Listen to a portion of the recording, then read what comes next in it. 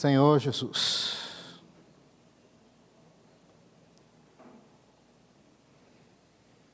Os irmãos não estranharam nada, não? Tem uma piscina aqui na frente.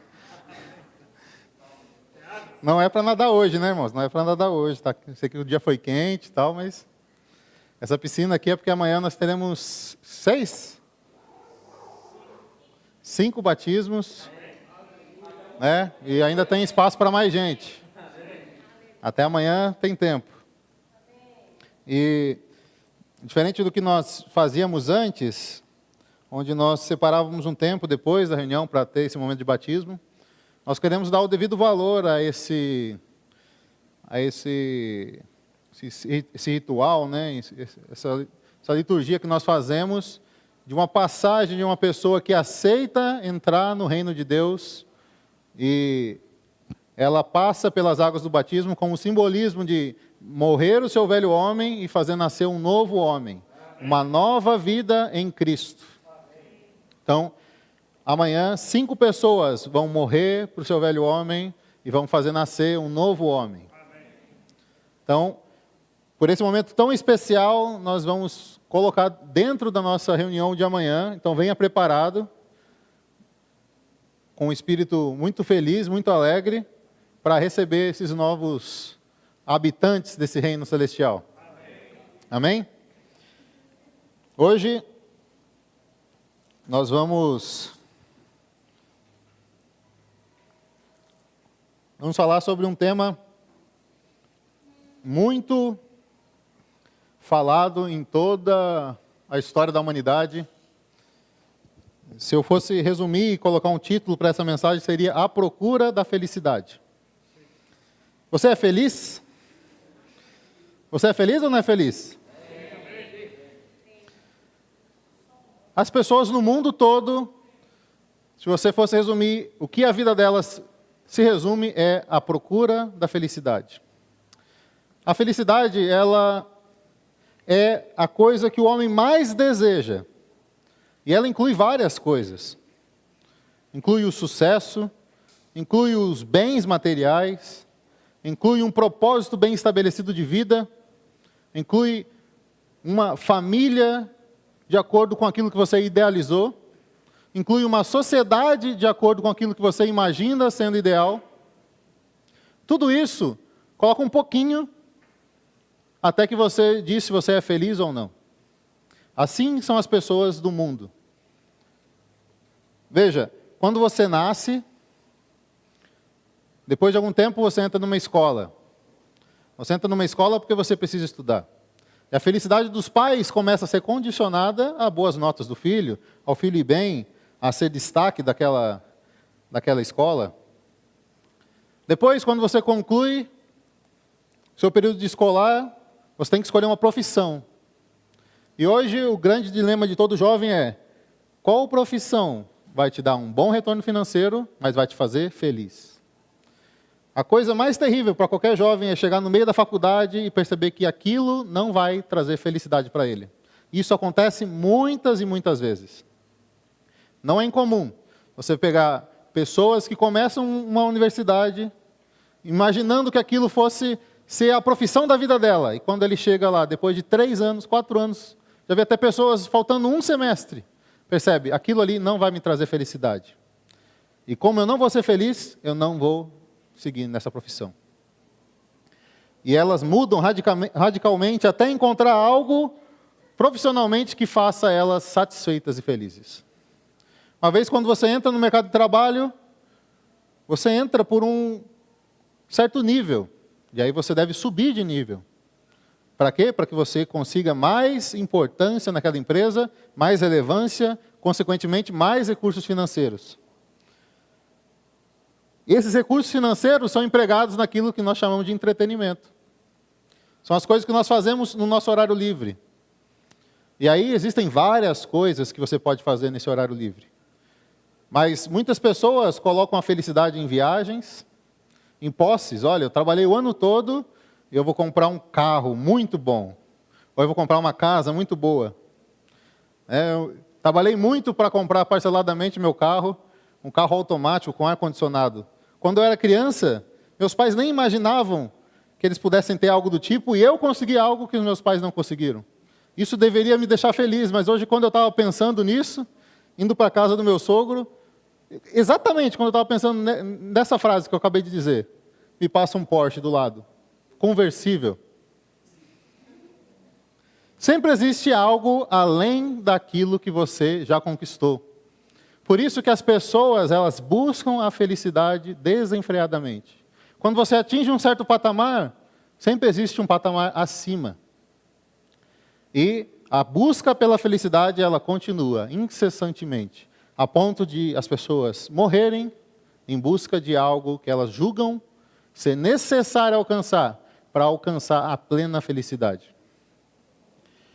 Isso não é de hoje, isso não é algo que aconteceu agora, nesse último ano, isso não é algo que aconteceu nos últimos 1000 anos, não.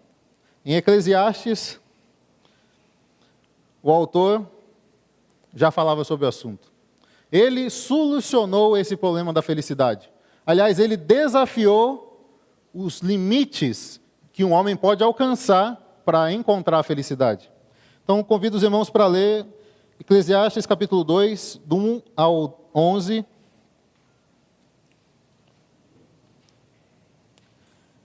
Eu estou lendo na NVT. Se os irmãos podem acompanhar na versão que vocês tiverem, a NVT vai estar sendo colocada aqui no telão. Disse a mim mesmo: venha, vamos experimentar o prazer, vamos procurar as coisas boas da vida. Descobri, porém, que isso também não fazia sentido. Portanto, disse: o riso é tolice. De que adianta buscar o prazer? Depois de pensar muito, resolvi me animar com o vinho. Enquanto ainda buscava sabedoria, apeguei-me à insensatez. Assim, procurei experimentar o que havia de melhor para as pessoas em sua curta vida debaixo do sol. Na vida debaixo da terra, essa pessoa ela decidiu: eu vou experimentar o que há de melhor. O que você precisa para ser feliz? Essa pessoa experimentou. Dediquei-me a projetos grandiosos, construindo casas enormes e plantando belos vinhedos. Fiz jardins e parques e os enchi de árvores frutíferas de toda a espécie. Construí açudes para juntar água e regar meus pomares verdejantes. Comprei escravos e escravas e outros nasceram em minha casa. Tive muito gado e rebanhos, mais do que todos os que viveram em Jerusalém antes de mim. Juntei grande quantidade de prata e ouro, tesouros de muitos reis e províncias. Contratei cantores e cantoras, e tive muitas concubinas. Tive tudo o que um homem pode desejar. Tornei-me mais importante que todos os que viveram em Jerusalém antes de mim, e nunca me faltou sabedoria.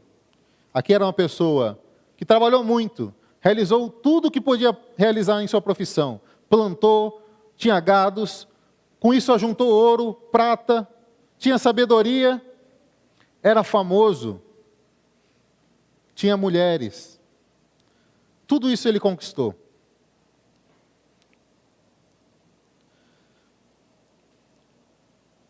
Tudo o que desejei, busquei e consegui. Não me neguei prazer algum. O trabalho árduo encontrei grande prazer e recompensa por meus esforços. Mas, depois de tudo o que ele fez, ele englobou toda a humanidade aqui. Não importa o que você faça, esse homem fez, acredite.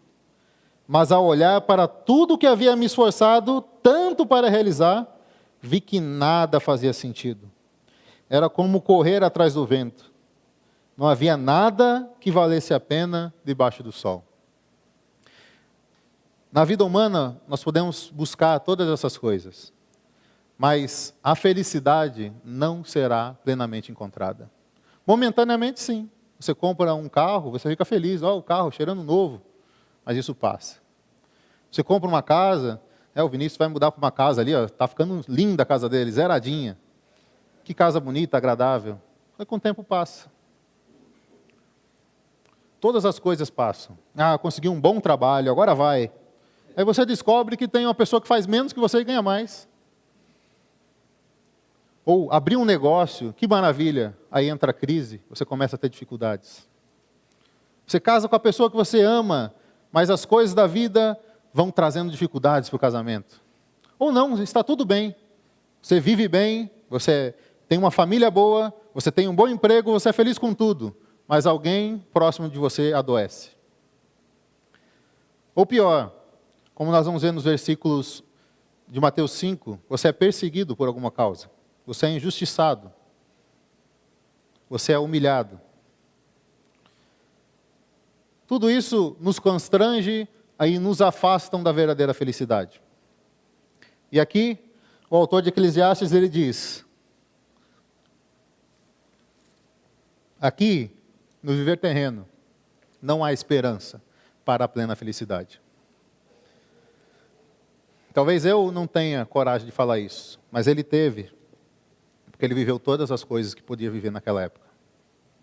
Ele experimentou e comprovou: não existe felicidade aqui embaixo na terra. Jesus, em seu viver humano, tem uma passagem que eu gosto muito em João capítulo 4. Ele encontra com uma mulher que é como cada um de nós aqui. Ela era uma mulher samaritana.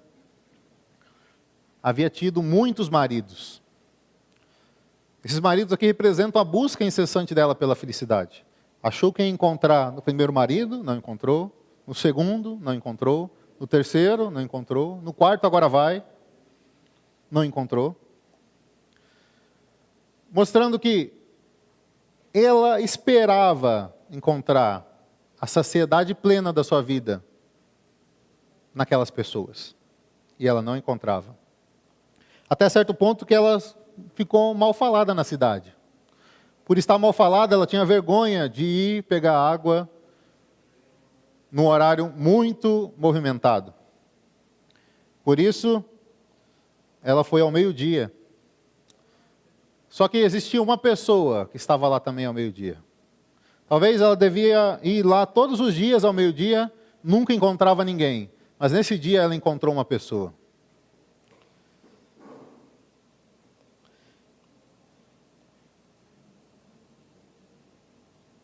Vamos ler a partir do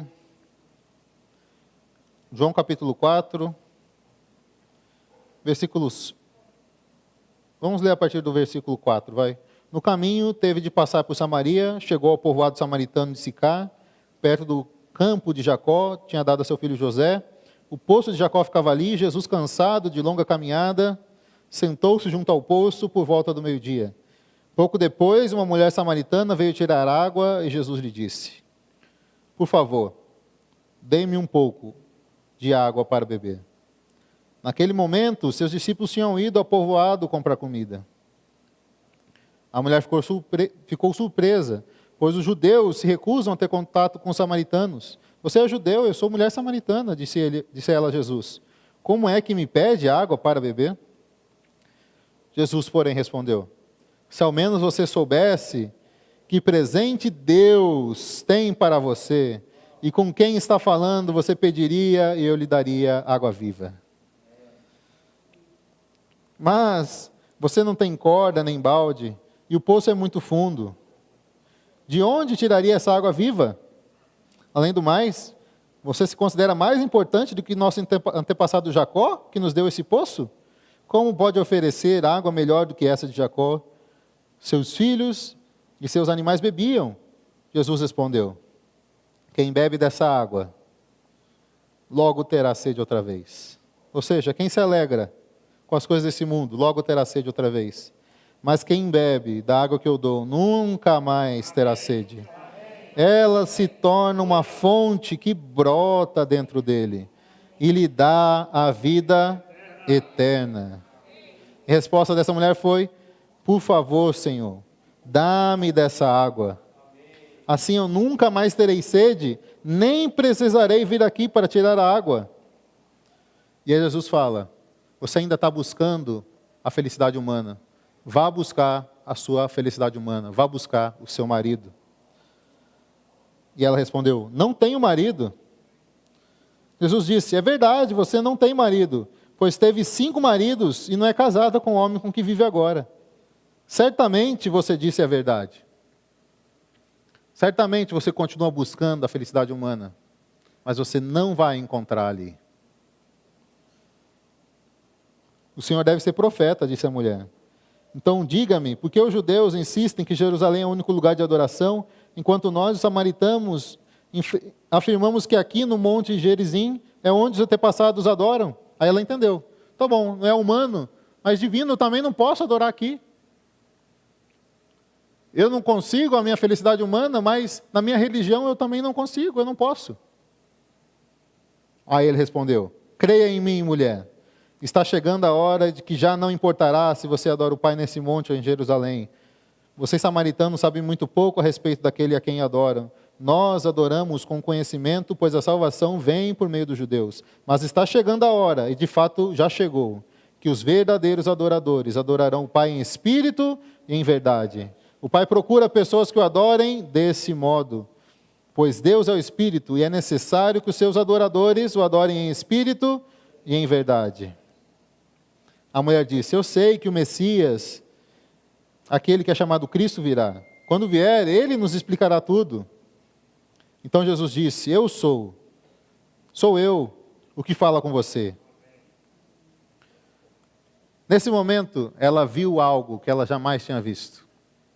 E a vida dela mudou completamente. No versículo seguinte, ela fala assim, versículo 29, venham ver um homem que me disse tudo o que eu já fiz na vida. Será que não é ele o Cristo? Então as pessoas saíram do povoado para vê-lo. Essa mulher, ela foi tocada pelo Senhor. E ela teve uma experiência de uma verdadeira felicidade.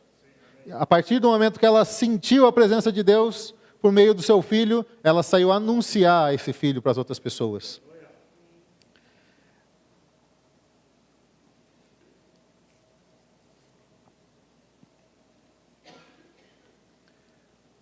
Jesus quer nos oferecer uma água de vida eterna.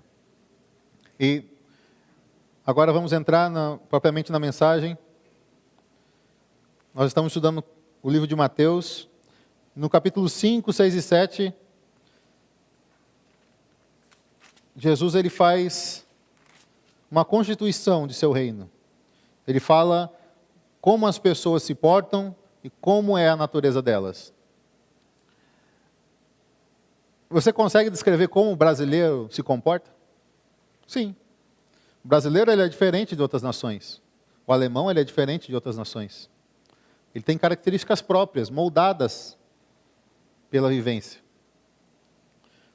Os habitantes do reino de Cristo também têm uma característica própria. E no capítulo 5, 6 e 7 de Mateus, ele diz sobre essas características. E de tantas coisas que ele poderia falar sobre qual é a constituição dessas pessoas, a primeira coisa que ele se atém a falar é sobre a felicidade. Certo dia, capítulo 5, versículo 1, quando Jesus viu que as multidões se ajuntavam, subiu à encosta do monte e ali sentou-se. Seus discípulos se reuniram ao redor e ele começou a ensiná-los. Aqui, as primeiras palavras de Jesus, como as constituições, né? A primeira parte, ela é sempre muito importante, porque ela dita todas as outras partes. E ele profere a primeira palavra, felizes, nós conhecemos como bem-aventurados também. Bem-aventurados no grego, macários, que a melhor tradução é felizes. Os pobres de espírito. Enquanto ele coloca a primeira palavra felizes, a segunda palavra não é agradável. A segunda palavra é pobres de espírito, humildes de espírito, esvaziados de espírito. Aqui, Jesus, ele contravenciona toda a humanidade. Ele soluciona o problema de Salomão ali em Eclesiastes. Ele fala, existe uma felicidade humana. E a felicidade celestial, ela é totalmente oposta à felicidade humana. As pessoas, elas estão no mundo correndo em uma direção, em busca desenfreada para a felicidade que ali em Eclesiastes nós vimos. E elas vão encontrar com a grande e fatal decepção. Mas aqui ele mostra a maneira correta de ser feliz. Ele começa, felizes os pobres de espírito, pois o reino dos céus lhe pertence. Aqui, pobre é esvaziado, é aquela pessoa que não está cheia de coisas desse mundo. Talvez você tenha chegado aqui hoje cheio de várias coisas que você passou durante essa semana. Mas durante o período dos hinos, agora você tem chance de se esvaziar. Que tal se a gente invocasse um pouco o nome do Senhor? Oh, Senhor Jesus, Senhor Jesus. Procure se esvaziar de tudo aquilo que você trouxe até aqui. Quando nós nos esvaziamos, a própria pessoa de Cristo entra dentro de nós. O segundo motivo de felicidade são os felizes, os que choram, porque serão consolados. Olha, quando você vê uma pessoa chorando, você fala que ela está feliz? Muito raramente. Você que ela está chorando e dando risada ao mesmo tempo. Mas tem um jovem aqui que vem no cais, que é o Pedro, que ele chora e ri ao mesmo tempo. Você não sabe se ele está triste ou se ele está feliz. Sempre que ele sorrindo. Chora e ri ao mesmo tempo. É esquisito. Por que é esquisito? Porque ou você está rindo ou você está chorando. E a gente associa a felicidade ao riso, né? A pessoa está assim, ó, igual o Alex ali, sorrindo, né? Está todo mundo vendo o Alex sorrindo ali.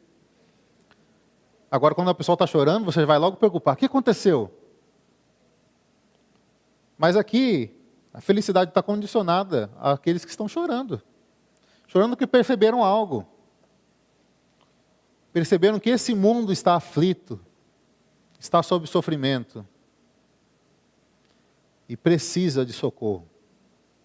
Quando você olha para a situação por aí afora, você fica realmente com o coração compungido a chorar.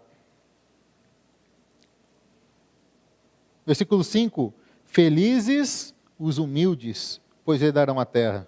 Aqui a melhor tradução é mansos. Sabe o que é uma pessoa mansa? É quando você cutuca e ela não muda, ela não se exaspera, ela não fica irada. É muito raro esse tipo de pessoa. Porque quando você é cutucado, olha, não sei vocês, mas quando eu sou cutucado, eu já fecho a cara e dou um coice na pessoa. Às vezes a pessoa nem fez muita coisa e o coice vai forte. Porque eu não sou manso. Mas aqui, o caminho da felicidade é a mansidão. Quando as pessoas nos atingem, qual deve ser a nossa retribuição? Aquilo que nós respondemos às pessoas, mais tiram a nossa paz do que nos trazem felicidade. Ah, agora eu estou feliz, porque eu respondi à pessoa da altura que ela merecia. Parabéns, você está mais infeliz agora. Você acabou de conseguir a infelicidade.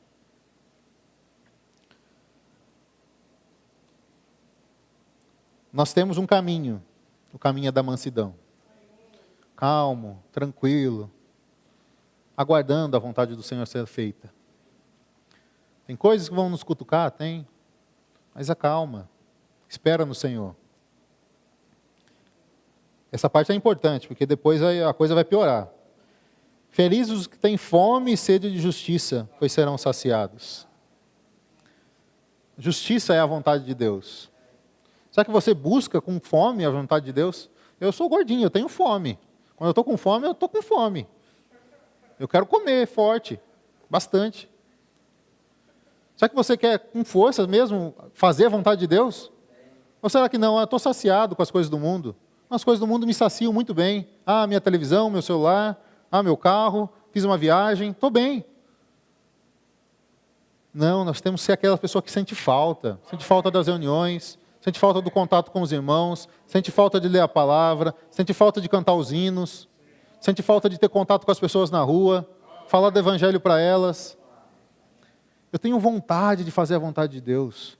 Eu tenho fome de fazer a vontade de Deus.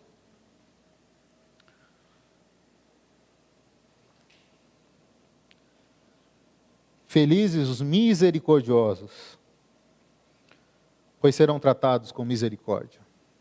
Aqui é o grande segredo da vida para mim. Quando você está em pé de justiça com alguém, é uma coisa. Mas quando você está totalmente certo e a pessoa totalmente errada, ali você tem que usar de misericórdia. Ali não é algo mais que a pessoa merece. Ali é algo que a pessoa não merece.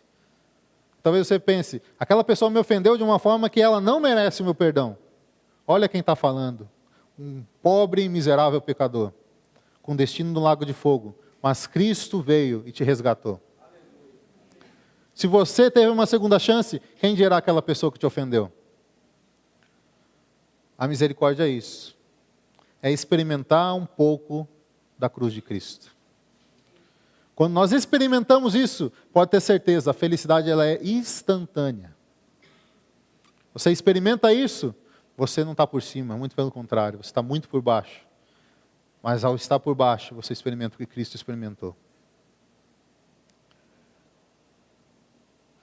E aí você, por conseguinte, tem o versículo 8. Felizes os que têm coração puro.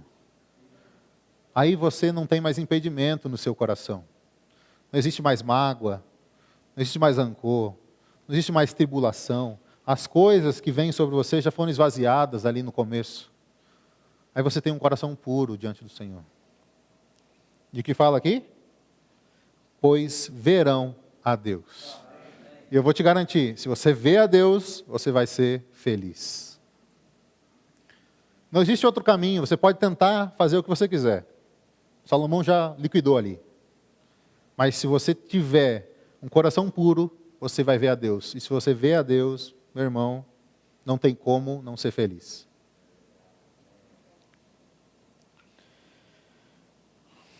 Felizes os que promovem a paz, os pacificadores, pois serão chamados filhos de Deus. Nós estamos entrando num ano onde isso daqui é muito importante, irmãos. Muito importante. Cada pessoa vai querer defender um lado, um ponto de vista, uma opinião. E facilmente você pode entrar em contendas com alguém. Facilmente você pode se desentender até mesmo com seu irmão. A escolha é sua. Você acha que o seu desentendimento, para provar o seu ponto de vista, vai te trazer felicidade? Então siga em frente. Mas certamente, o melhor é manter a paz entre as pessoas. E se você vê alguém discutindo por alguma coisa, ajude a manter a paz naquele lugar. Ajude a trazer a reconciliação. Isso traz felicidade. Isso é algo muito, muito prático para o nosso viver diário. Pois serão chamados filhos de Deus. Olha, se você não é um filho de Deus, você não mais procura paz. Você não é mais pacificador. Muito pelo contrário, você fala assim, você tem que impor mesmo a sua opinião. Ah, se aquela pessoa te fez isso, fala isso mesmo na cara dela. É isso que as pessoas no mundo hoje buscam. Você está certo, vai até o final. A sua opinião é a correta.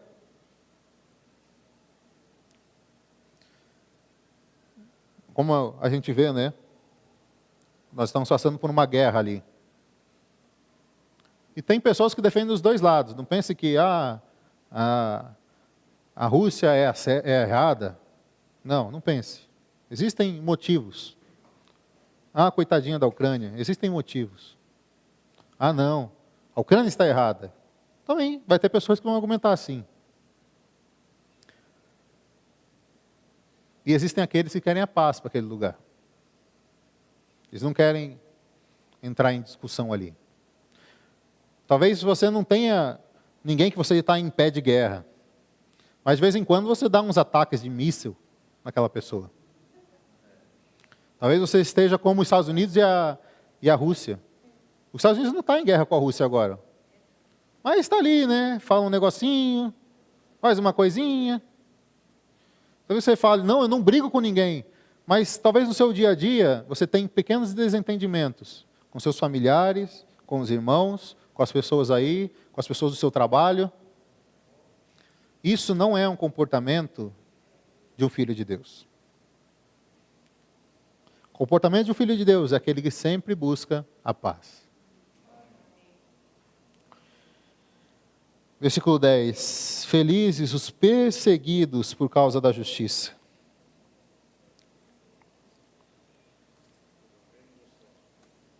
Pois o reino dos céus lhes pertence. Não sei se algum de vocês já teve essa experiência de ser perseguido. Talvez nós não tenhamos ainda essa experiência de você ser perseguido porque você está fazendo a vontade de Deus. Mas veja, ser perseguido nunca é bom. Ver a aflição daqueles ucranianos tentando fugir dali. Por quê? Porque estão sendo perseguidos. O exército está avançando, você tem que fugir dali antes que o exército te pegue. Senão você vai morrer, sua família vai morrer. Ser perseguido nunca é algo que traz felicidade. Mas aqui ele fala, se você está sendo perseguido, você vai ser feliz. Por quê? Porque existe algo que vai ser dado para você. Esse algo é o reino dos céus. E por fim, felizes são vocês quando por minha causa sofrerem zombaria e perseguição, enquanto outros mentirem, dizendo todo tipo de maldade a seu respeito. Alegrem-se e exultem, porque grande recompensa os espera no céu. E lembre-se de que os antigos profetas foram perseguidos da mesma forma. Muitas pessoas já foram perseguidas por causa da palavra. Talvez você ainda não tenha sido. Mas quando chegar o dia de você falar de Jesus e as pessoas te perseguirem, se alegre. Ali vai chegar o momento da sua verdadeira felicidade.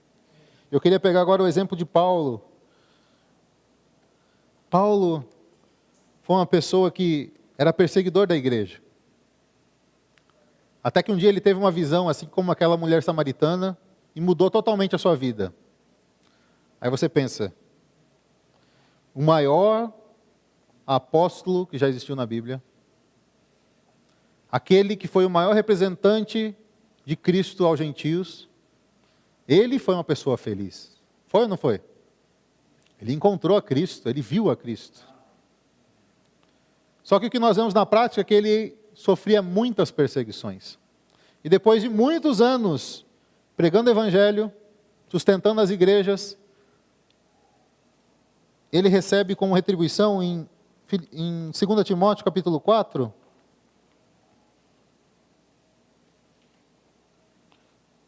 aqui é o último capítulo que Paulo escreveu. As últimas palavras de Paulo. Depois daqui se encerra o seu ministério. E no finalzinho, nas suas últimas palavras, ele fala qual foi o pagamento que ele recebeu. Talvez você fale assim, eu vou buscar as coisas terrenas. Eu vou buscar um bom trabalho, para ter uma boa casa, para fazer uma boa viagem, para ter um bom carro. E aí depois de você trabalhar muito, você conquista todas essas coisas e você fala assim, eu consegui. Paulo trabalhou muito, batalhou pelas igrejas, para unir as pessoas em volta de um propósito eterno que é Cristo e sua igreja. E no final de tudo, ele olhou e falou assim, nossa, quantas igrejas estabelecidas. Não. Ele fala aqui. Versículo 16, do capítulo 4, 2 Timóteo. Na primeira vez que fui levado perante o juiz, ninguém me acompanhou. O apóstolo ele viveu toda a sua vida diante de buscar pessoas, e o final da sua vida, o pagamento, o resultado foi que ele foi abandonado por todos aqueles em que ele cuidou e dedicou toda a sua vida. Todos me abandonaram. Mas ele continua, que isso não seja cobrado deles. Aqui não existia mágoa do apóstolo por ter sido abandonado. Ele sabia que o pagamento dele seria esse, e ele estava satisfeito com isso. Ele continua, mas o Senhor permaneceu ao meu lado e me deu forças para que eu pudesse anunciar as boas novas plenamente, a fim de que todos os gentios as ouvissem. E ele me livrou da boca do leão. Sim, o Senhor me livrará de todo ataque maligno e me levará em segurança para o seu reino celestial. A Deus seja a glória para todo sempre. Amém. Aqui Paulo não tinha a menor dúvida. Ele estava plenamente alegre, plenamente feliz. Porque ele estava junto daquele que o levou aos gentios. Todos poderiam abandoná-lo e de fato abandonaram. A vida dele não era boa, ele estava preso. Estava condenado à morte. Na vida humana, ele fracassou. Mas na vida celestial, na vida que é invisível, ele tinha um galardão. Ele tinha alguém que ele podia contar. Era o próprio Senhor Jesus. Olha, irmãos, eu não sei como está a vida dos irmãos. diante de tantas tribulações que nós temos passado, nesse tempo de pandemia, muitas restrições, nós perdemos pessoas aqui, sofremos muito. Talvez não tenhamos motivos para estar realmente alegres, realmente felizes. Mas, irmãos, nós temos um Senhor que se compadeceu de nós. Ele venceu todas as coisas, está dentro de nós. Não importa o que você esteja passando, você pode ser feliz, ancorando a sua alma nele.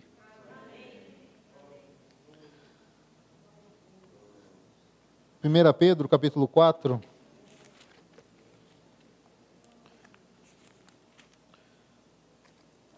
Versículo 12. Amados, não se surpreendam com as provações de fogo ardente pelas quais estão passando, como se algo estranho lhes estivesse acontecendo. Pelo contrário, alegrem-se muito, pois essas provações os tornam participantes dos sofrimentos de Cristo, a fim de que tenham a maravilhosa alegria de ver sua glória quando ela for revelada. Talvez a alegria não esteja agora, mas quando a glória de Deus for revelada, nós teremos plena alegria. A nossa felicidade não está no momento, não está em algo momentâneo. Não que nós não podemos nos alegrar, irmãos, podemos sim nos alegrar, estar felizes com as coisas que acontecem na nossa vida. O Senhor, Ele nos abençoa, Ele nos dá coisas, Ele nos dá momentos, nos dá ambiente familiar saudável, tudo isso nos faz feliz.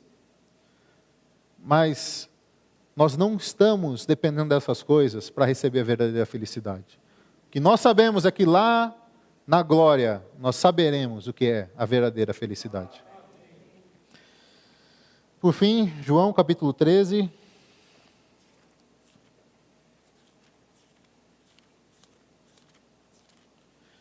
Versículo 17.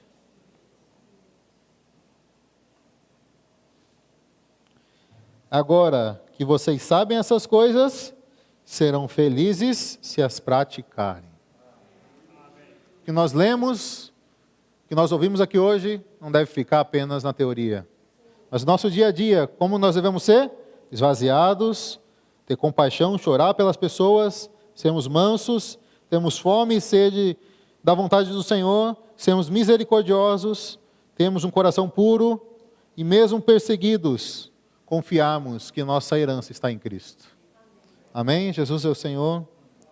Vamos ainda gastar um tempo compartilhando em pequenos grupos. Sei que está muito cheio o local, mas vamos compartilhar aí um tempinho, tá bom? Amém.